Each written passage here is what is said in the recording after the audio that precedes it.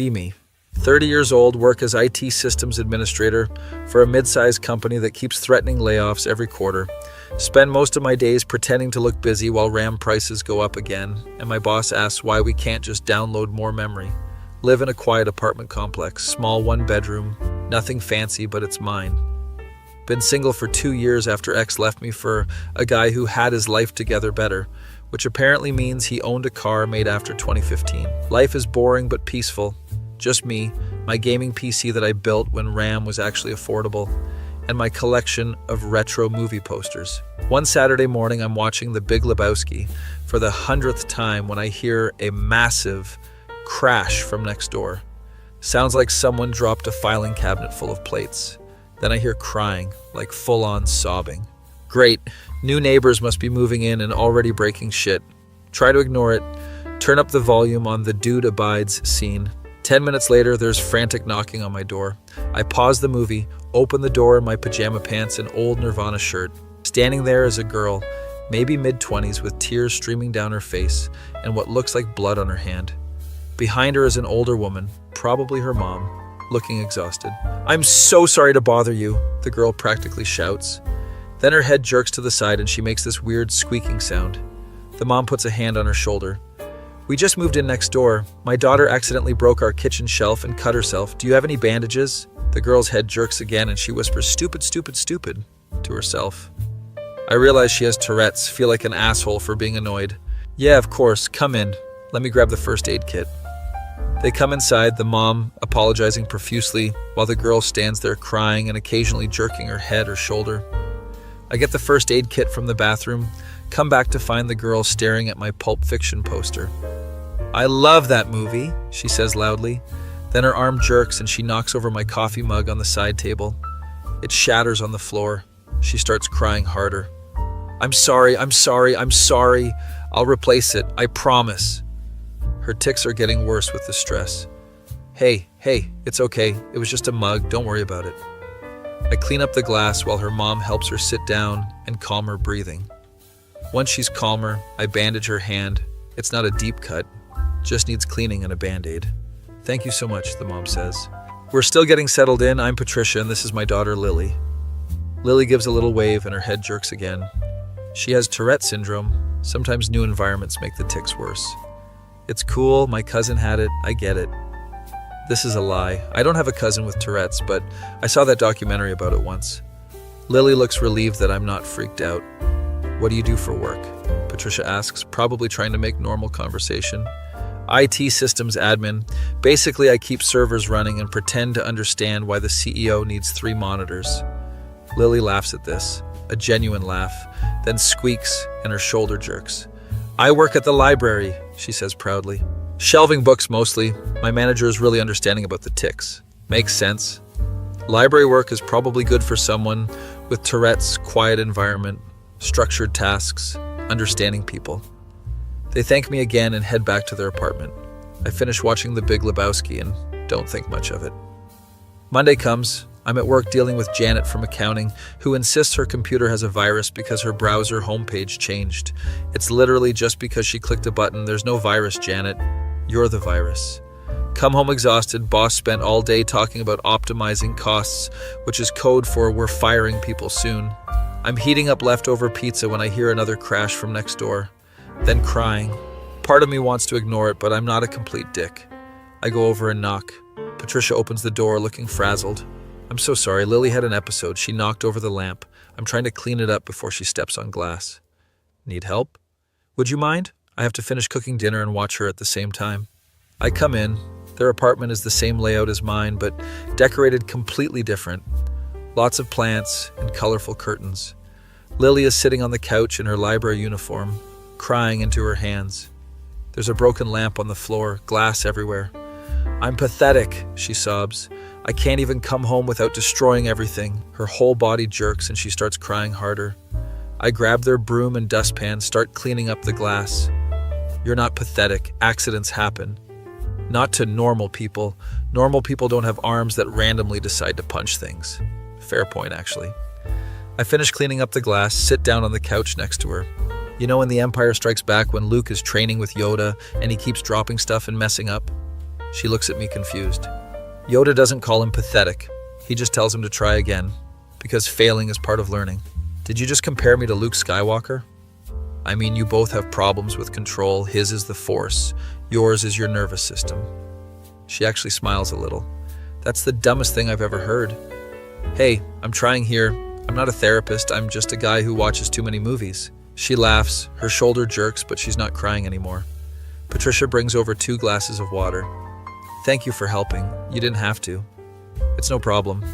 I wasn't doing anything important anyway. This becomes a pattern over the next few weeks. Lily breaks something, I help clean it up. She knocks over a plant, I help repot it. She accidentally throws her phone across the room during a tick, I help find it under the couch. Her mom works night shifts at the hospital as a nurse, so often I'm the only one around when Lily has episodes.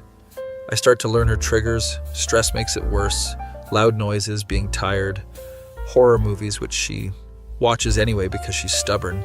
One evening I'm helping her pick up scattered books she knocked off the shelf when she asks, "Why are you so nice to me?" What do you mean? Most people get uncomfortable around my tics. They pretend they don't notice or they stare like I'm a zoo animal, but you just act normal. I mean, you can't help it. Why would I be weird about it? That'd be like being mad at someone for sneezing. She looks at me with these big, grateful eyes, and I notice for the first time that they're this really pretty hazel color. You're like if Tom Hanks and Mr. Rogers had a baby. That's the weirdest compliment I've ever gotten, but I'll take it. We both laugh, and I realize I really like her laugh, even when it's interrupted by tics. I start noticing little things about her over the following weeks. How she organizes her books by color because it makes her happy, even though the Dewey Decimal System would be more practical. How she knows every line from The Princess Bride and will quote it randomly during conversations. How she cries during sad commercials, especially the ones with dogs, but tries to hide it by pretending she has something in her eye. How she's obsessed with true crime podcasts despite being scared of literally everything, including the dark, thunderstorms, and moths. One night I'm gaming when I hear crying through the wall. It's around 11 p.m. and Patricia's at work doing a double shift. I debate whether to check on her or mind my business because maybe she wants privacy. The crying gets louder and I hear something fall. Screw it, I grab my keys and go over. Knock on the door. Lily answers in pajamas covered in little dinosaurs, eyes red from crying and her hair all messy. What's wrong? I listened to a murder podcast before bed like an idiot, and now I'm scared and I keep hearing noises and my brain won't shut up. Her arm jerks and she hits the doorframe, then starts crying harder because it hurt. You know those podcasts are about murders that already happened, right? The killer isn't in your apartment waiting to jump out of your closet. I know that logically, but my anxiety doesn't care about logic. My anxiety is like a drunk toddler with a megaphone. Can't argue with that analogy, honestly. I can see she's spiraling into a full panic attack. Her tics are getting worse, which makes her more upset, which makes the tics worse. Want me to check your apartment? Make sure no serial killers are hiding anywhere? She nods gratefully, wiping her nose on her dinosaur sleeve. I go through her apartment like I'm in a cop show, opening closets dramatically and everything. Closet 1, clear. Bathroom, clear. Under the bed, clear. But you should really vacuum under there. I think I saw dust bunnies having a meeting. She's smiling now, watching me from the hallway, with her arms wrapped around herself. Kitchen, clear. No murderers. Just some dishes that need washing. Hey, I was going to do those tomorrow. Sure you were. That's what everyone says about dishes. I finish my dramatic inspection of every possible hiding spot. Apartment is officially serial killer free, certified safe by a guy who watches way too much CSI. Thank you, she says quietly, and she looks so small and vulnerable standing there in her dinosaur pajamas. Do you want me to stay until you fall asleep? I can watch TV in the living room. I've got nothing important to do. Would you? I know it's stupid, but I'm just really anxious tonight, and Mom won't be home until 6 a.m. It's not stupid. Everyone gets scared sometimes. I once couldn't sleep for a week after watching The Ring. Really? No, but I'm trying to make you feel better about being scared of a podcast. She laughs and some of the tension leaves her shoulders.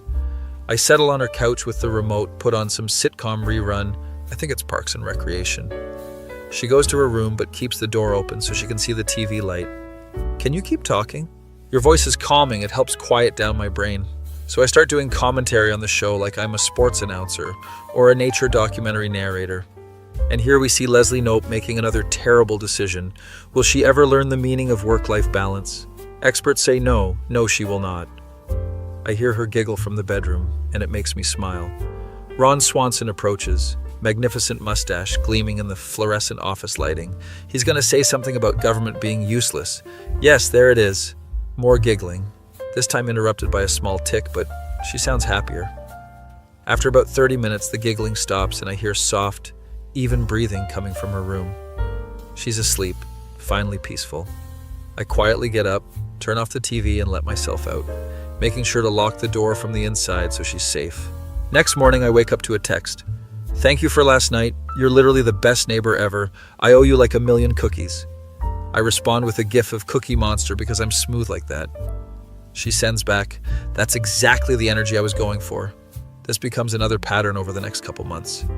Whenever Patricia works nights and Lily gets anxious, which is often, I come over. Sometimes we watch movies. Her favorite is anything with Bill Murray because she says he has comforting dad energy. Sometimes I just sit there doing work on my laptop while she reads, the comfortable silence only broken by her occasional tics. Sometimes we play video games and she's terrible at them but refuses to give up, yelling at the screen like it personally offended her. I'm not sure when exactly it happens, but I start looking forward to seeing her every day. Like when I get home from work, I listen for sounds from her apartment. Not in a creepy stalker way, just wanting to make sure she's okay. If I don't hear anything for a while, I find an excuse to knock, like, "Hey, I made too much pasta. Want some?" My coworker definitely notices I'm checking my phone more during the work. "You got a girlfriend or something? You keep smiling at your phone like an idiot." "Just a friend who needs help sometimes." "Sure, friend," he says, with the most exaggerated air quotes I've ever seen. "Friends don't make you smile like that, buddy. That's a 'I'm falling for someone' smile." I flip him off, but internally I'm panicking, because what if he's right? Do I have feelings for Lily? Like actual romantic feelings? She's sweet and funny and smart, knows more movie trivia than anyone I've ever met, makes the worst puns I've ever heard. But she's also clearly dealing with a lot, the Tourette's, the anxiety, the crying at everything. Would it be taking advantage if I made a move? She's vulnerable, and I'm the person she depends on. I decide to just keep being her friend. That's what she needs right now, not some guy trying to complicate things. Then the thunderstorm happens and everything changes. It's a Friday night. Patricia's working a double shift at the hospital because someone called in sick. I'm watching Blade Runner, the original, not the new one, because I'm a purist like that. Suddenly the power goes out, everything goes completely dark. Massive storm outside, lightning everywhere, thunder shaking the entire building like God is rearranging furniture. Immediately I hear a scream from next door, the kind of scream you hear in horror movies. I grab my phone for the flashlight and run over in just my sweatpants and t-shirt, don't even grab shoes. Lily's door is unlocked, thank God. I rush inside. She's on the couch in complete darkness, sobbing uncontrollably, her whole body shaking. Her tics are going crazy, worse than I've ever seen, her whole body jerking and twitching. "I'm here, it's okay, I'm here." I hate storms, I hate the dark, I can't breathe, everything's too much. She's having a full-blown panic attack, hyperventilating, can barely get words out. I sit next to her, turn on my phone flashlight, and prop it up on the coffee table so we have some light. "Lily, look at me. Hey, look at my eyes." She looks at me, tears streaming down her face, mascara running, looking absolutely terrified. We're going to breathe together, okay? In for 4, hold for 4, out for 4, you know this. We do the breathing exercise. Her mom probably taught her this for panic attacks, but panic makes you forget everything. After a few minutes, her breathing steadies a little, but she's still shaking like a leaf. Massive thunder booms outside, sounds like a bomb went off, and she jumps about a foot in the air. She grabs onto my arm so hard, I'm pretty sure she's leaving nail marks. "Can you distract me, please? Tell me about movies or RAM prices or your stupid coworkers or anything." I start talking about how RAM prices have gone up 40% in the last year, and it's definitely a conspiracy by the manufacturers to screw over consumers. "And don't even get me started on graphics cards. You basically need a mortgage to buy a decent one now. It's insane." She's listening, focusing on my voice instead of the storm, her grip on my arm loosening slightly. "My boss had the audacity to ask why we can't just use cheaper RAM, and I had to explain for the 15th time that you can't just use any RAM." Another massive thunder crack probably hit something nearby, and she practically jumps into my lap. "I'm sorry I'm being so pathetic. I'm a grown woman and I'm terrified of weather." "You're not pathetic. You're scared. That's completely normal. Thunder is objectively scary. Normal people don't have breakdowns during storms like they're 5 years old. Normal is overrated. I know a guy at work who's afraid of butterflies. At least thunder is actually loud and scary. Butterflies are just flying around being pretty. She laughs weakly, still pressed against my chest. I can feel her heart racing. Another flash of lightning illuminates the room for a second, and she whimpers. I grab the blanket from the back of the couch, the soft, fuzzy one she always uses. Come here, let's try something. I wrap the blanket around her like a burrito, tucking the edges in so just her face is poking out. Then I put my arms around the blanket burrito and pull her close. There, you're safe now. Nothing can get you. You're protected by blanket technology. I look ridiculous. I'm a human burrito. You look like a very cute burrito, like if Chipotle made people instead of food. She snorts, which makes her smile, which makes me smile. We sit like that for the entire storm, me holding blanket burrito Lily, while lightning flashes outside and rain pounds against the windows. I keep talking about random stuff to distract her. Work drama, movie trivia, whatever pops into my head. Did you know that in the Shawshank Redemption, the maggot that Brooks feeds to his crow was actually a mealworm? I read that on IMDb at 3 a.m. once. Why were you on IMDb at 3 a.m.? That's not important. The point is movie trivia. She's relaxing now, not crying anymore, just breathing steadily against my chest. I realize she smells like vanilla and old books, and it's actually really nice. Eventually the storm starts to calm down, thunder getting quieter, moving away. The power suddenly comes back on, lights flickering to life. Lily is still in my arms, wrapped up like a burrito, has stopped crying completely, just looking up at me. Thank you for coming over. I don't know what I would have done if you weren't here.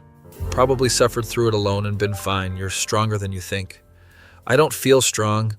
I feel like a mess who can't even handle a thunderstorm without having a breakdown. Hey, you survived it though. That's what matters. Surviving doesn't have to look pretty. She's quiet for a moment, just looking at me with those hazel eyes. Can I tell you something? Yeah, of course. I'm really glad we moved here, even though I break stuff constantly and cry all the time because I gotta meet you. My heart does a weird flip thing that I'm pretty sure isn't medically normal. I'm glad you moved here too, even though my coffee mug didn't survive the experience. She laughs and starts to unwrap from the blanket burrito. I should probably try to sleep. Mom will be home in a few hours and I don't want her to worry. Yeah, I should go back and finish my movie. I stand up to leave, but she grabs my hand. Hey, would you want to watch a movie tomorrow? We could order pizza. My treat for all the help you've given me. Is she asking me on a date? Is this a date question? Like a date? I ask because apparently I have zero social skills. She blushes, her whole face turning red. Would that be weird? I know I'm a lot to deal with, and you probably just see me as like a charity case or a puppy that keeps peeing on the carpet. Lily, I don't see you as a charity case at all. Then what do you see me as? That's the question, isn't it? Someone I really enjoy spending time with, someone who makes me laugh even when I'm stressed about work, someone who knows more about Quentin Tarantino movies than anyone I've ever met, someone I genuinely care about. She smiles, the biggest, most genuine smile I've seen from her. No sadness behind it. So is that a yes to the date? Yeah, definitely yes, absolutely yes. Okay, good, because I was going to be really embarrassed if you said no after I basically threw myself at you during a storm. I laugh and head to the door. Good night, Lily. Good night. Thank you again for the burrito rescue mission. I go back to my apartment and immediately start panicking like a teenager. I have a date with Lily tomorrow. Lily, who I've been helping for months. Lily, who has Tourette's and anxiety and cries at ASPCA commercials. Lily, who makes terrible puns and knows every word to Bohemian Rhapsody and organizes her books by color. Lily, who I'm pretty sure I've been falling for this entire time without realizing it. Spend all night wondering what to wear, what movies to suggest, whether this is a good idea. Morning comes and I get a text. Still on for tonight? I promise to only break things that are easily replaceable. I text back, even if you break something important, I'll help you clean it up. That's kind of our thing now. She sends me 3 heart emojis and I stare at them for like 5 minutes. I'm completely doomed. That feeling when your neighbor keeps breaking stuff and you end up catching feelings instead of falling lamps.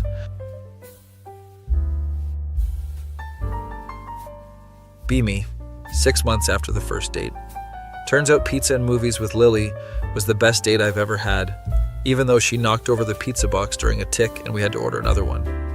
We've been officially dating for half a year now, and I'm happier than I've been in years. Lily still breaks stuff constantly, but now I just buy extra of everything. Backup plates, extra mugs, redundant lamps. Patricia loves me, says I'm the best thing that happened to her daughter, makes me feel like I'm actually doing something right for once. Work is still terrible. Boss just announced another round of restructuring, which means layoffs, and RAM prices hit an all-time high of $200 for 32 GB, which is criminal. But coming home to Lily makes all of it bearable. We have routines now. I come over after work, we watch Jeopardy together. She yells wrong answers confidently. Her tics make her hit the couch during exciting moments. She's been doing better with therapy. Her crying episodes are less frequent. Still happens, but she's managing it better. Everything is going great until my parents announce they're coming to visit. I haven't told them about Lily yet, not because I'm ashamed, but because my parents are judgmental as hell about everything. My mom once criticized my ex for using the wrong fork at dinner. That's the level of uptight we're dealing with. Lily notices I'm stressed when I tell her. Do they know about me at all? I mentioned I was seeing someone, didn't go into details. Are you embarrassed of me because of the Tourette's? Her voice cracks and I can see tears forming. No, God, no, I'm embarrassed of them. My parents are snobs who judge everyone for everything. I grab her hands. They're going to have opinions about you that are completely wrong and unfair, and I don't want their nonsense to hurt you. She wipes her eyes, her shoulder jerks. I want to meet them, though. I'm your girlfriend. That's what girlfriends do. They meet the horrible parents and survive. Have you been watching too many rom-coms again? Yes, but that's not the point. The point is I can handle it. I deal with people staring at my tics every day. She's right, but I'm still worried. My parents arrive on a Saturday. I pick them up from the airport. My dad immediately comments on my car. You're still driving this thing? I thought you'd have upgraded by now. RAM prices are up, Dad. I'm not buying a new car right now. My mom is already critiquing my apartment before she's fully through the door. It's so small. When are you going to buy a real place? You're 30 years old. This is a real place, Mom. People actually live in apartments. It's not a crime. They settle in. I made up the couch for them. My dad complains about the firmness. Dinner that night, I'm taking them to a local Italian place. Lily is meeting us there with Patricia. I'm nervous, like sweating through my shirt nervous. We get to the restaurant first. My mom is already complaining about the decor. Very casual, isn't it? I thought you'd take us somewhere nicer. It's the best Italian food in the area, trust me. Then Lily walks in with Patricia, and my heart does that stupid flutter thing it always does. She's wearing a nice dress, obviously tried really hard, looks beautiful. Then her head jerks to the side as she waves, and I see my mom's face change. Oh no. Introductions happen. Lily's handshake is interrupted by a tic. She apologizes immediately. Sorry, I have Tourette syndrome. My body just does things sometimes. She's trying to be light about it, but I can see she's nervous. My mom gives this fake smile. Oh, how interesting. We sit down, order food. Lily is trying so hard to make conversation. So you're both teachers? That must be so rewarding. My dad taught high school English. My mom taught elementary school. Both retired now. It was a respectable career, my mom says. Not like these days where everyone wants to be an influencer or a YouTuber. Lily laughs. I work at the library, so I'm keeping it pretty old school. Then she knocks over her water glass during a tic. It spills across the table. She immediately starts crying. I'm so sorry, I'll clean it up. I grab napkins, help her clean it up. It's fine, accidents happen. My mom is looking at her like she's analyzing a specimen. Do you take medication for that? Mom, that's not appropriate. I'm just curious. It's a medical question. Lily wipes her eyes. I do take medication, but it doesn't eliminate the tics completely, just makes them manageable. The rest of dinner is awkward as hell. Lily is trying to engage, asking about their retirement, their hobbies, their house. My parents give short answers and keep looking at each other with these looks. Patricia's being amazing, jumping in to change subjects when things get tense. We finally finish dinner, say goodbye to Lily and Patricia outside. Lily hugs me. That went okay, right? They seem nice. She's delusional, but I love her for being optimistic. Yeah, they'll warm up. They're always weird around new people. I kiss her forehead. She smiles and heads to her car with her mom. Drive my parents back to my apartment, and immediately the interrogation starts. She seems sweet, but don't you think she's a bit much? My mom starts. A bit much how? The crying, the tics, knocking things over. You'd have to take care of her constantly. I don't have to do anything. I want to help her because I care about her, my dad chimes in. Son, have you thought about the long term? Marriage, kids, all of that becomes complicated with someone who has medical issues. Tourette's isn't a death sentence, Dad. It's just a neurological condition. My mom sits on the couch.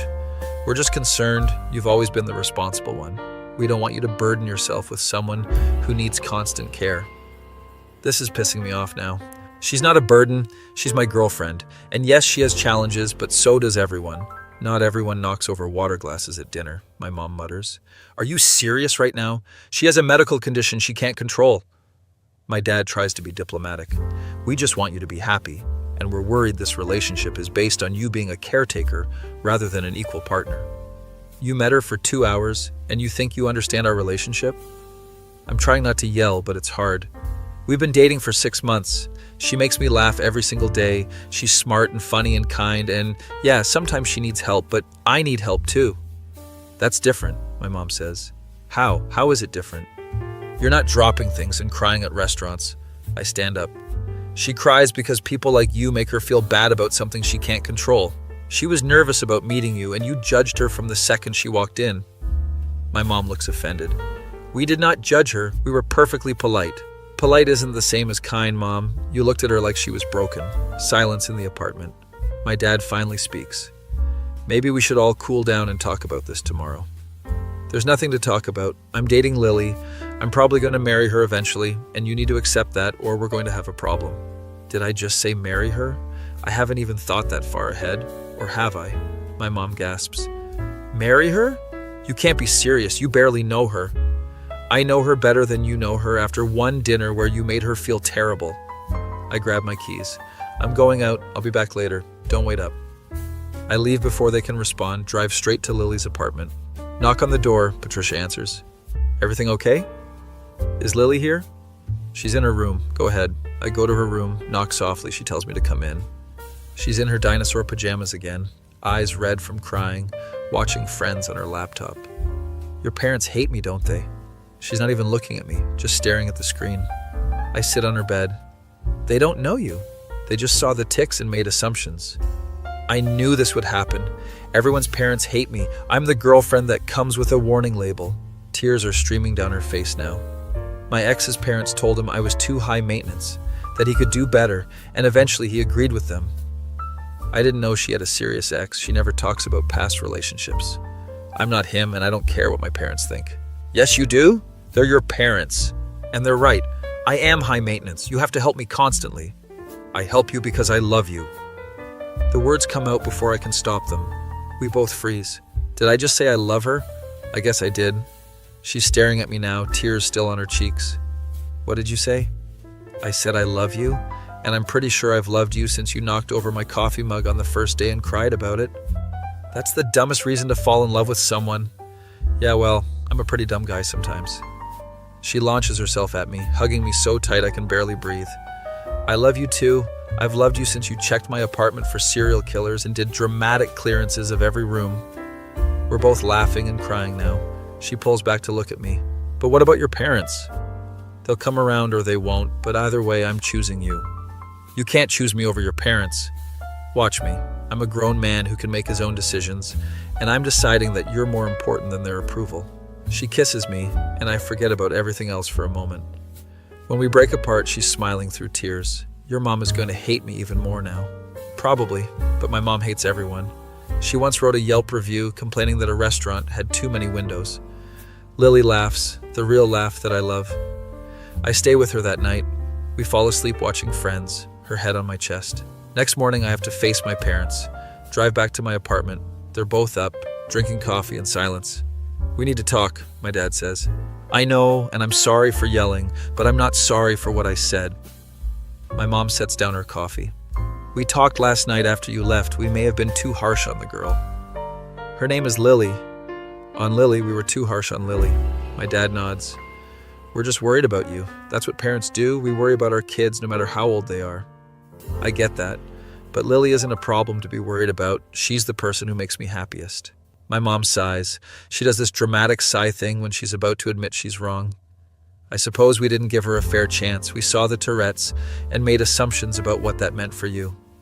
It means I keep extra dishes in the cabinet, and I've become an expert at cleaning up spills. That's what it means. And you're happy? My dad asks. Happier than I've been in years. She makes me laugh. She gets my movie references. She doesn't judge me for spending too much money on computer parts. My mom almost smiles at that. Well, I suppose that's what matters then, that you're happy. Does this mean you'll give her another chance? They look at each other, have one of those silent parent conversations. We'll try. No promises that we'll be perfect, but we'll try to see what you see in her. It's not a full acceptance, but it's something. Thank you. That's all I'm asking. Spend the rest of their visit trying to rehabilitate Lily's image. Show them photos of us together. Tell them stories about her job at the library. She has a whole section of kids who specifically request her for story time because she does funny voices, I explain. My mom seems impressed by this. And she's really into classic movies. She's the only person I know who's seen every Hitchcock film, I add. My dad perks up at this. Really? Which is her favorite? Rear Window? She says it's the perfect thriller. Excellent choice, my dad admits. Before they leave, my mom pulls me aside. Invite her to Thanksgiving. We'll do this properly. Give her a real chance. Are you serious? Yes, but tell her to maybe take her medication before coming, just to minimize the... Mom, I'm trying. This is me trying. Fair enough, I guess. After they leave, I call Lily immediately. My parents want you to come to Thanksgiving. Are you serious? Do they actually want me there, or is this a pity invite? My mom specifically said she wants to give you a real chance. Those were her exact words. Silence on the other end. Lily? I'm crying. This is happy crying, though. I promise. I can hear her sniffling. You don't have to come if you don't want to. No pressure. Are you kidding? I'm absolutely coming. I'll make my famous pumpkin pie. Well, it's not famous yet, but it will be. The next few months are good, really good. Lily and I fall into an even better rhythm. We're talking about moving in together eventually. Patricia thinks it's a great idea, says Lily is happier than she's been in years. Work continues to be a nightmare. My boss finally announces the layoffs. I survive, but 3 of my coworkers don't. I'm doing the work of 4 people now, but at least I still have a job. RAM prices somehow go even higher. I rage about this to Lily, who doesn't understand why I care so much about computer parts. It's the principle. They're price gouging. You're cute when you're angry about technology, she says, then knocks over her coffee during a tick. We both just laugh now. I keep a whole drawer full of dish towels specifically for these moments. Thanksgiving approaches and Lily is nervous as hell. She's planned her outfit 3 weeks in advance, practiced making the pie 4 times. What if I have a tick and throw the pie across the room? Then we'll order another pie, or we won't have pie. It's not that serious. Thanksgiving is very serious. Your mom already thinks I'm a disaster. My mom thinks everyone is a disaster. She once criticized her own mother's pot roast at Christmas. This doesn't comfort her at all. The day arrives, we drive to my parents' house, which is 2 hours away. Lily is breathing like she's about to go into battle. Remember, if it gets too bad, we have a code word. What was it again? Rutabaga? If you say rutabaga, we leave immediately, no questions asked. Why rutabaga? Because no one uses that word in normal conversation. We arrive. Lily is holding the pie like it's made of gold. My mom opens the door. She's wearing her fancy apron. Welcome. Come in. Let me take that pie. It looks lovely. Lily's face lights up. Thank you. It's pumpkin with a graham cracker crust, my grandmother's recipe. We get inside. My dad is watching football. He actually gets up to shake Lily's hand. Good to see you again, Lily. Glad you could make it. Her head jerks, but she's smiling. Dinner prep is chaotic. My mom has a military schedule for when everything needs to be done. Lily offers to help. My mom initially declines, but Lily insists. I'm actually pretty good at peeling potatoes. It's repetitive and calming. They work together in the kitchen. I'm listening from the living room with my dad. I hear them talking, actually talking, not just polite small talk. So you work at the library? That must be nice, quiet, my mom says. It's actually not that quiet. Kids come in for story time and they're loud, but I love it. Do you read to them? Yeah, I do voices and everything. Last week I read Where the Wild Things Are and did the monster voices. The kids loved it. My mom laughs. Actually laughs. I haven't heard her laugh like that in years. Dinner happens. It's going well, almost suspiciously well. Lily knocks over her water glass again, but this time my mom just hands her napkins. Happens to everyone, don't worry about it. Lily looks like she might cry from happiness. We're eating and my dad asks Lily about movies. So I hear you're a Hitchcock fan? Lily's eyes light up. Oh my God, yes. He's a genius. The way he builds suspense is incredible. They spend the next 20 minutes discussing camera angles and psychological thrillers. My mom is watching this interaction with interest. After dinner, we're having pie, Lily's pie, which turned out perfect. This is delicious, my mom admits. Really? You're not just being nice? I don't say things just to be nice. If it was bad, I'd tell you. This is genuinely good pie. Lily is glowing. This is going better than I could have hoped. Later, while Lily is in the bathroom, my mom pulls me aside. I like her. I was wrong about her. She's good for you. Really? Yes, really. She's smart. She's kind. She clearly loves you. And she makes excellent pie, which is important. Thanks, Mom. That means a lot. But if you two get married, we're not having the ceremony outside. Your aunt's wedding was outside, and it was a disaster. Bugs everywhere. We're not even engaged yet. Yet being the key word, I saw how you look at her. You're going to marry that girl. She's not wrong, but I'm not admitting it. Drive home that night. Lily is exhausted but happy. Your parents like me. They actually like me. Told you they'd come around. Your mom said she wants the pie recipe, and your dad said we should watch North by Northwest together sometime. She's talking fast, excited, her tics barely noticeable. This was the best Thanksgiving ever. Even though I almost knocked the gravy boat off the table, I grab her hand while driving. I told you it would be okay. You were right. I hate when you're right. We get back to the apartment complex, walk to her door. Thank you for not giving up on me when your parents were being judgmental. Thank you for giving them another chance even though they didn't deserve it. She kisses me goodnight and I watch her go inside. Walk back to my apartment feeling like everything is finally falling into place. My parents approve. Lily is happy. Work still sucks, but at least I have RAM for my computer even though it cost way too much. Life is good. I'm going to marry this girl someday. Probably soon. My face when my parents went from judging my girlfriend to asking for her pie recipe in 6 months. That feeling when you stand up for the person you love and they love you even more for it.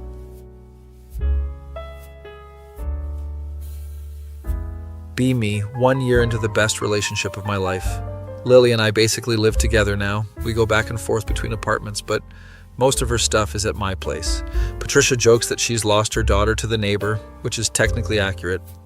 Work is still terrible. They replaced the 3 laid-off people with 1 intern who doesn't know what a server is. I'm drowning in work. RAM prices have stabilized, but they're still way too high. I complain about this weekly to Lily, who has stopped pretending to care. Yes, dear, RAM prices are very upsetting, she says while reading her book, not even looking up. She's been doing really well. New medication combo is working better. Tics are more manageable. Crying episodes are rare now. We've talked about marriage, not officially engaged, but we both know it's coming. I've been looking at rings online during boring work meetings. Everything is going great until it isn't. It's a Tuesday evening. I'm at work late because the servers decided to have a collective meltdown. My phone rings. It's Lily. She never calls during work unless it's an emergency. Hey, what's up? She's crying. I can barely understand her. It's Mom. She collapsed at work. They took her to the hospital. Something's wrong with her heart. Shit. I'm leaving right now. Which hospital? She tells me. I grab my stuff and run out of the office. My boss yells something, but I don't care. Drive to the hospital, breaking probably 5 traffic laws. Find Lily in the waiting room. She's alone, shaking. Her tics are going crazy from the stress. I hug her and she collapses into me. They won't tell me anything. They said a doctor will come talk to me, but it's been 2 hours. I'm here now. We'll wait together. We sit in those uncomfortable hospital chairs holding hands. Her whole body is jerking. Stress makes the Tourette's so much worse. Finally, a doctor comes out, older guy with tired eyes. Are you Patricia's daughter? Yes. Is she okay? The doctor sits down. Your mother had a massive heart attack. We've stabilized her for now, but the next 24 hours are critical. Lily starts crying harder. Can I see her? She's in the ICU. You can see her, but only for a few minutes. We follow the doctor to the ICU. Patricia looks so small in the hospital bed, hooked up to machines. Lily goes to her side, grabs her hand. Mom, it's me. You're going to be okay. You have to be okay. Patricia opens her eyes slightly. Baby, I'm tired. I know, but you have to fight, please. Patricia looks at me standing by the door. Take care of my girl. You're going to take care of her yourself. You're going to be fine, I say, but my voice cracks. Promise me, Patricia says. I promise, but you're going to be fine. A nurse comes in, says we need to let her rest. We go back to the waiting room. Lily is a wreck. She's going to die. I know she is. Everyone leaves me. Hey, don't think like that. She's strong. She's a nurse. She knows how to fight. We spend the night in the hospital. Lily crying, me holding her, both of us drinking terrible coffee from the vending machine. Morning comes. The doctor comes back. His face tells us everything before he speaks. I'm so sorry, your mother passed away about an hour ago. We did everything we could, but her heart was too damaged. Lily screams, an actual scream, and collapses. I catch her, hold her while she sobs into my chest. The next few days are a blur. Funeral arrangements, calling relatives, dealing with paperwork, all while Lily is barely functional. She's not eating, barely sleeping. Her tics are constant. She's regressed to how she was when we first met. My parents come to the funeral. My mom actually hugs Lily and tells her everything will be okay. The funeral is small. Patricia didn't have much family, mostly her co-workers from the hospital. Lily can barely stand. I have to hold her up during the service. She doesn't cry though. I think she's out of tears. After the funeral, back at Patricia's apartment that Lily still has the keys to, she finally breaks. I don't know how to do this without her. She was the only person who understood me before you. She's throwing things now, not because of tics, but because she's angry. Why did this happen? Why did she leave me? She didn't want to leave you. This wasn't her choice. I know that, but it doesn't matter. She's still gone and I'm still alone. You're not alone. You have me. She stops throwing things, looks at me with these hollow eyes. For how long? Until you realize I'm too broken to deal with? Until you leave like everyone else? This pisses me off. I'm not leaving you. I love you. How many times do I have to say it? You say it, but people who love you aren't supposed to leave. She's spiraling. I can see it happening. I grab her shoulders, make her look at me. Your mom didn't leave you by choice. She had a heart attack. That's not abandonment. That's tragedy. It feels the same. I know it does, but Lily, listen to me. I am not going anywhere. You could break every object I own and I would still be here. She finally cries. Real tears, collapses into my arms. We sit on Patricia's couch and she sobs for what feels like hours. I don't know how to live without her. You're not living without her. You're living with the memory of her, and you're living with me. What if I can't do this? Then I'll help you. That's what I'm here for, to help you through the impossible shit. Over the next few weeks, I basically move into Patricia's apartment with Lily. She can't sleep alone, has nightmares about her mom dying. I hold her every night while she cries herself to sleep. Her tics are out of control, worse than I've ever seen. Stress is destroying her. She breaks stuff constantly, doesn't even apologize anymore, just stares at the broken pieces. I clean everything up without comment, buy replacements, keep going. My boss threatens to fire me for missing so much work, but I literally don't care. Lily needs me more than I need that job. Fire me then. I'm taking care of someone who matters more than your servers. He backs off, probably realizes I'm serious. Slowly, very slowly, Lily starts coming back to herself. About 2 months after Patricia's death, she's eating regular meals again. 3 months in, she goes back to work at the library, only part-time, but it's progress. Her co-workers are understanding. Let her take breaks when the tics get bad. Don't judge when she cries randomly. 4 months later, we're watching The Princess Bride, her favorite, and she actually laughs at the inconceivable scene. I forgot I could laugh, she says quietly. You're allowed to be happy again. Your mom would want that. I know, it just feels wrong somehow, like I'm forgetting her if I'm happy. Being happy doesn't mean forgetting, it means living, which is what she wanted for you. She leans against me. Thank you for not leaving when I was at my worst. I told you I wouldn't, I meant it. We sit in silence for a while, just existing together. I think we should move, she says suddenly. What? This apartment. Every corner reminds me of her. I can't heal here. She's right. Makes sense, actually. Where do you want to move? Your place? Or maybe we get a new place together. Something that's ours? We can do that. We can do whatever you need. She turns to look at me. Move in with me officially, not just sleeping over. Actually live together. Are you sure? That's a big step. I'm sure. I want to build a life with you. A life that honors my mom but isn't stuck in grief. Okay, let's do it. Let's find a place together. Her eyes light up. First time I've seen genuine excitement since Patricia died.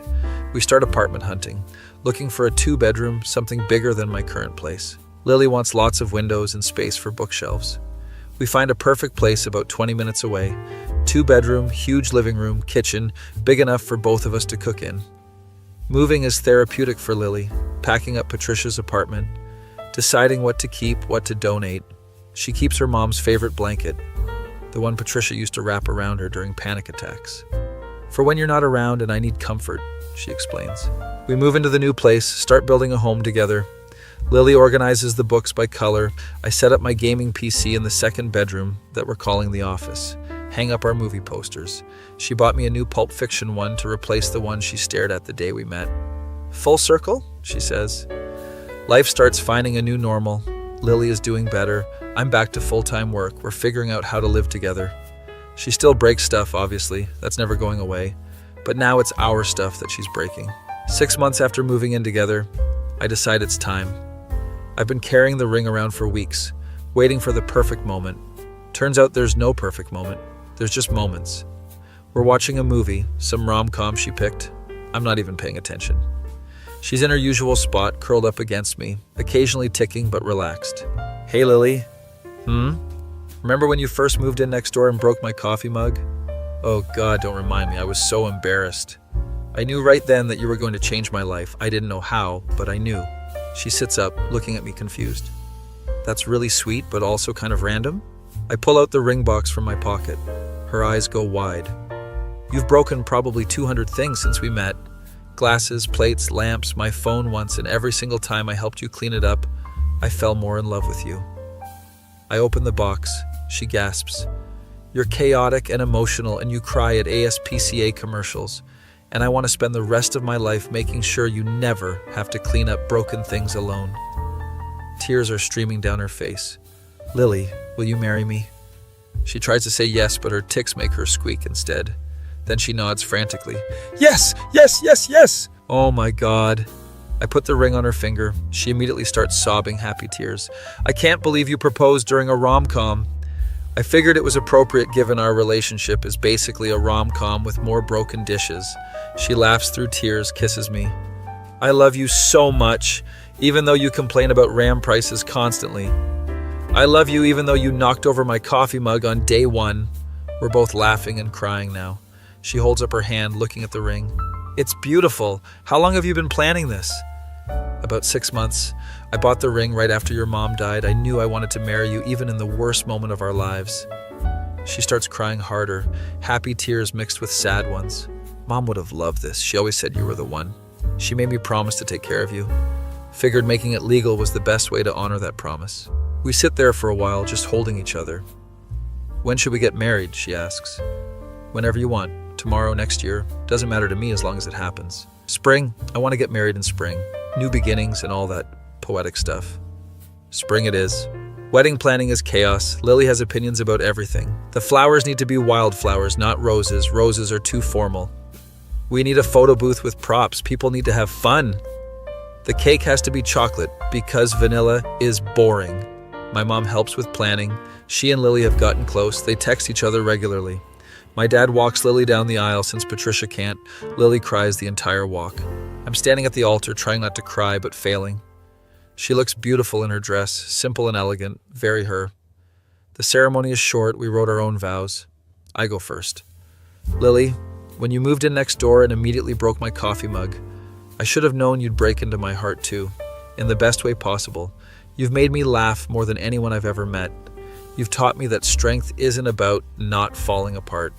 It's about letting someone help you put the pieces back together. I promise to always be that person for you, to clean up every broken dish, to hold you during every storm, to love you through every tick and tear for the rest of my life. She's crying. Everyone's crying, actually. Her turn. I wrote this down because I knew I'd forget everything otherwise. She pulls out a piece of paper with shaking hands. You saw me at my worst on day one, crying over a broken mug and a cut hand, and you didn't run away. Most people see my Tourette's and see broken, but you've only ever seen me. You've held me during panic attacks. You've made me laugh when I wanted to cry. You've loved me through losing my mom, which was the hardest thing I've ever experienced. You've never made me feel like a burden. Even though I know I can be a lot, I promise to always laugh at your terrible movie references, to listen to you complain about computer parts I don't understand, to love you with every piece of my chaotic heart, even if my tics make me throw the wedding cake later. Everyone laughs. I'm definitely crying now. We exchange rings, hers already on her finger. I put mine on. You may kiss the bride. I kiss her and everyone cheers. Reception is perfect. Lily's co-workers from the library came, my work friends, family from both sides. We do our first dance to Can't Help Falling in Love because Lily loves Elvis. During the dance, her shoulder jerks and she steps on my foot. Sorry, I'd let you step on my foot 1,000 times. That's the dumbest romantic thing you've ever said. Yeah, but you love me anyway. Yeah, I do. Speeches happen. My dad talks about how wrong he was about Lily initially. I judged her on one dinner, and I was completely wrong. She's the best thing that ever happened to my son, and I'm grateful she forgave us for being idiots. My mom tells an embarrassing story about me as a kid, but ends it with, and I'm so happy he found someone who loves him as much as Lily does. Lily's boss from the library talks about how the kids at story time ask for her specifically. She brings joy to everyone she meets, even when she's struggling. That's a rare quality. No one mentions Patricia directly, but there's an empty chair with flowers at our table, a small memorial. Lily sees it and starts crying, but smiles through tears. She's here, I can feel it. Cake cutting happens. Lily is terrified she'll tick and destroy it. We cut together, both our hands on the knife. It goes perfectly. Everyone claps. She looks so relieved. Later in the night, slow dancing to some Frank Sinatra song, she looks up at me. Thank you for not giving up on me when things got hard. Thank you for letting me in when things got hard. We're married now, like actually married. That's insane. Been insane since day one, might as well make it official. End of the night, we're leaving for our honeymoon tomorrow, going to Italy, because Lily's always wanted to go. Standing outside the venue, she's still in her dress, I'm in my suit, just looking at the stars. I wish Mom could have been here, she says quietly. I think she was, in her own way. You really think so? Yeah, I think she's been watching the whole time, making sure you're okay, and I think she's happy you found someone who loves you as much as she did. Lily leans against me. I'm glad I kept breaking your stuff. Me too, best broken coffee mug of my life. We stand there for a while, married now, starting a new chapter. Life isn't perfect. Lily still has hard days, her tics aren't going away, she still cries sometimes over missing her mom. But we're in it together, breaking things and fixing them, falling apart and putting each other back together. My work still sucks, RAM prices are still too high, but I have Lily and that makes everything else bearable. We go home that night to our apartment full of books organized by color and movie posters and extra dishes in the cabinet. Home isn't a place anymore. It's a person. It's her. My face when the girl who moved in next door and broke my coffee mug became my wife. That feeling when you promise to take care of someone forever and actually mean it with every fiber of your being.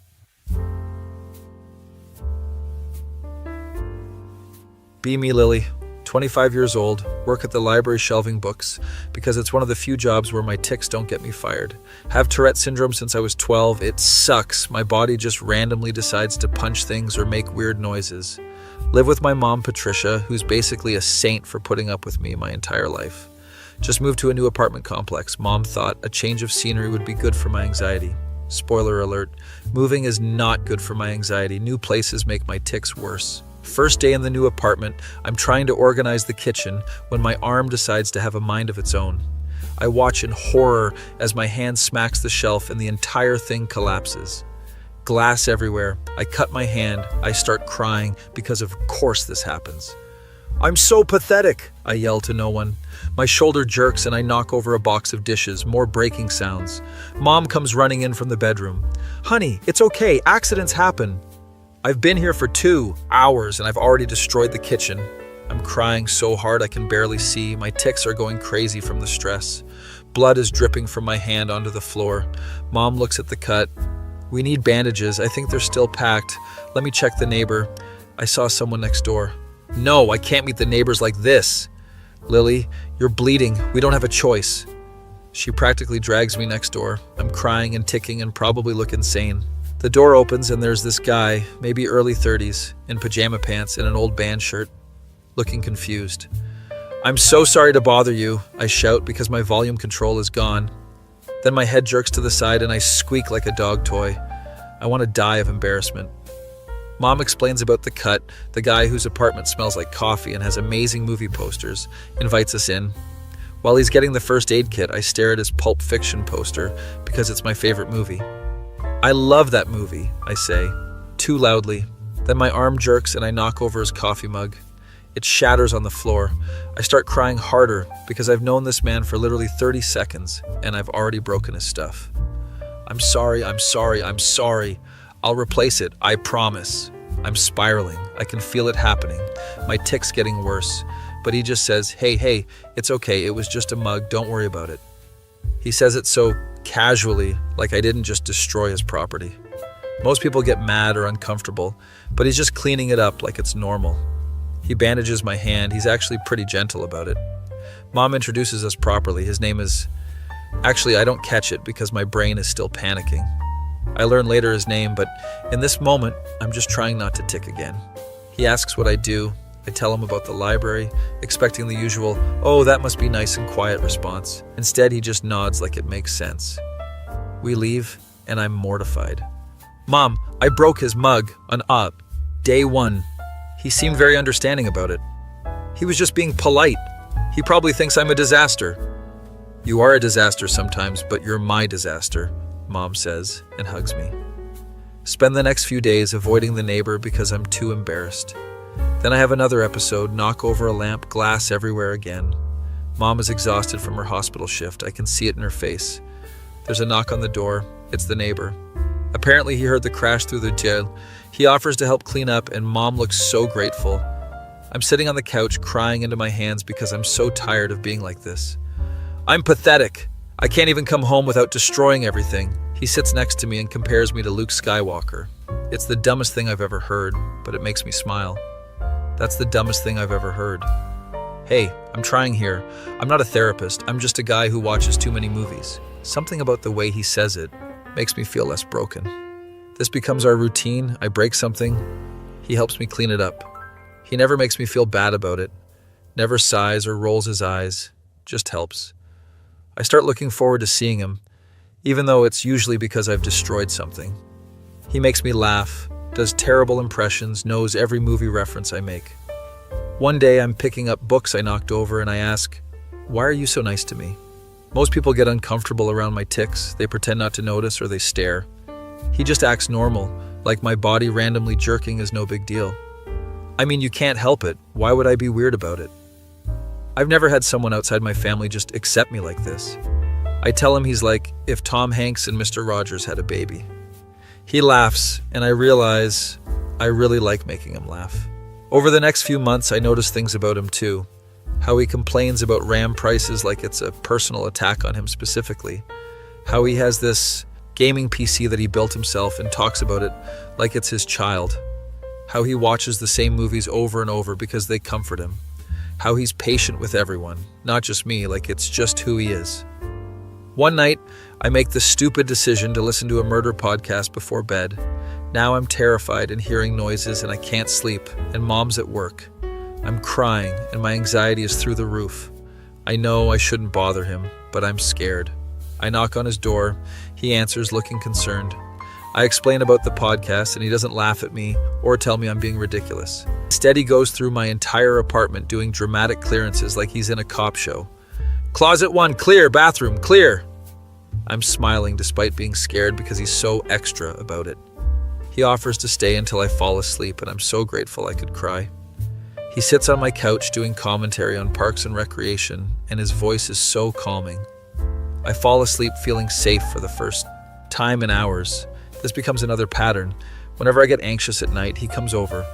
Sometimes we watch movies, sometimes he just exists in the same room while I read. I'm starting to realize I have feelings for him, like actual romantic feelings. But he's probably just being nice because he feels sorry for me. I'm the girl who cries at commercials and breaks everything she touches. Why would he want more of this? Then the thunderstorm happens and everything changes.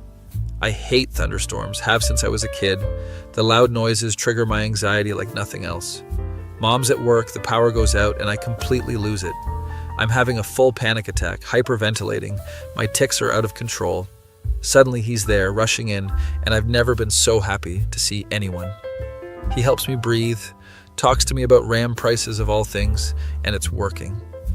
Then he wraps me in my blanket like a burrito and holds me. I feel so safe, even with the storm raging outside. We sit like that for the entire storm. His arms around me, his voice keeping me grounded. When the power comes back on, I look up at him, and our faces are so close. I want to kiss him, but then my head jerks and the moment passes. I'm disappointed but also relieved because what if he doesn't feel the same way? But then I think, screw it, life is short, I should just ask. Hey, would you want to watch a movie tomorrow? We could order pizza, my treat. He asks if it's a date and I'm panicking. Would that be weird? I know I'm a lot to deal with and you probably just see me as a charity case. But he says he cares about me, that he enjoys spending time with me. I ask him on a date and he says yes.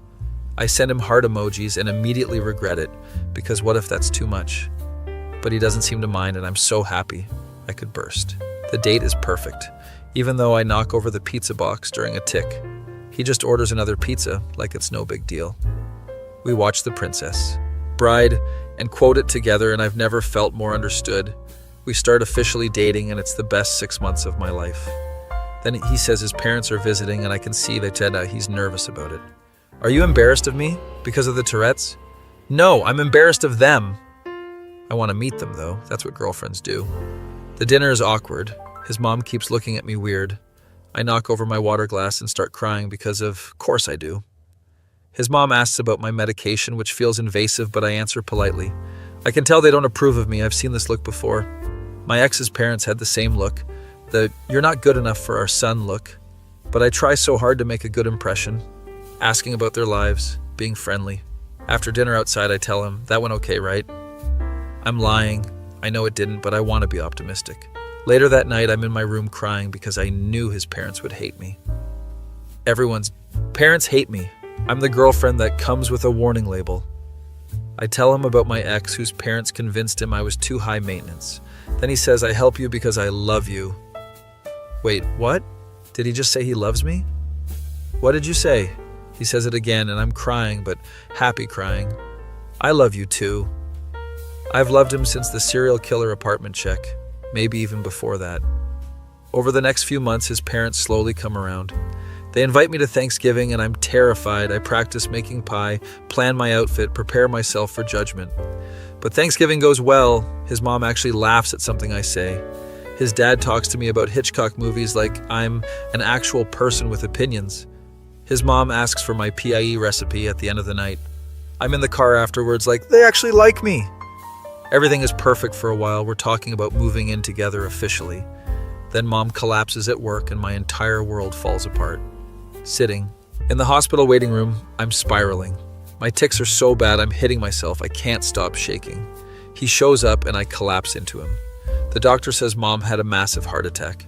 We go see her. She looks so small in that hospital bed. She tells him to take care of me and I'm crying because she's talking like she's saying goodbye. You're going to take care of her yourself. You're going to be fine. But she's not fine. She dies the next morning and I scream. The next few months are the darkest of my life. I'm not eating, not sleeping. My tics are constant. I've regressed to how I was before I met him, maybe worse. But he stays. He doesn't leave even when I'm at my absolute worst. He holds me while I cry, cleans up when I break things, makes sure I eat. One day I'm throwing things, not because of tics, but because I'm angry. Why did she leave me? She didn't want to leave you. I know that, but it doesn't matter. She's still gone and I'm still alone. You're not alone. You have me. For how long? Until you realize I'm too broken? He grabs my shoulders, makes me look at him. I am not going anywhere. You could break every object I own and I would still be here. I believe him. Finally, I believe him. Slowly I start healing. It takes months, but I start laughing again. We move into a new apartment together, something that's ours. I pack up mom's apartment, keep her favorite blanket for comfort. 6 months in our new place, we're watching some rom-com I picked. He asks if I remember breaking his coffee mug on day 1. Oh God, don't remind me, I was so embarrassed. Then he pulls out a ring box. I gasp, I'm not breathing, this is happening. He says I've broken 200 things and every time he fell more in love with me. He proposes during a rom-com and it's so perfect and so us. I try to say yes, but my tics make me squeak instead, so I just nod frantically. Yes, yes, yes, yes. I'm crying happy tears, looking at the ring on my finger. I can't believe you. Propose during a rom-com. We plan a spring wedding because new beginnings and poetic stuff. His mom helps me plan. We've gotten close. She texts me memes now. The wedding day arrives and I'm nervous. What if I tic during the vows? His dad walks me down the aisle since mom can't be there. I cry the entire walk, but they're happy, tears mixed with sad ones. He's standing at the altar crying too, and he looks so handsome. We exchange vows. I wrote mine down because I knew I'd forget. I talk about how he saw me at my worst and didn't run away, how he held me through losing Mom, how he never made me feel like a burden. Everyone is crying. It's beautiful. We kiss and everyone cheers, and I'm married to the man who helped me clean up broken coffee mugs. During our first dance, I step on his foot during a tick. Sorry. I'd let you step on my foot 1,000 times. That's the dumbest romantic thing you've ever said. The reception is perfect. There's an empty chair with flowers for Mom. I see it and start crying, but I'm smiling too. She's here. I can feel it. We're leaving for Italy tomorrow. I've always wanted to go. Standing outside the venue in my wedding dress, looking at stars. I wish Mom could have been here. I think she was in her own way. I lean against my husband. That's going to take getting used to. I'm glad I kept breaking your stuff. Me too. Best broken coffee mug of my life. We go home to our apartment full of books and movie posters and extra dishes. I still have hard days. My tics aren't going away. I still miss Mom. But I have him, and that makes everything bearable. I married the neighbor who helped me clean up broken glass on day one. The neighbor who stayed when everyone else would have left. The neighbor who saw past the tics and the tears and the chaos and loved me anyway. Life isn't perfect, but it's ours, broken pieces and all. We've built something beautiful from shattered coffee mugs and thunderstorm cuddles, from panic attacks and late night movie marathons, from grief and healing and choosing each other every single day, lying in bed that night, my head on his chest, listening to his heartbeat. Thank you for not giving up on me. Thank you for breaking my coffee mug on day one, best thing that ever happened to me. I laugh because it's such a stupid thing to be grateful for, but also it's not stupid at all, it's how we started. One broken mug led to this, to US, to a whole life together. Sometimes the best things come from breaking, from falling apart and letting someone help you heal. I close my eyes and feel safe, loved, home. My face when I moved in next door broke his coffee mug and somehow ended up married to the kindest man I've ever met. That feeling when someone sees you at your most broken and loves you not, despite it, but because of how you put yourself back together.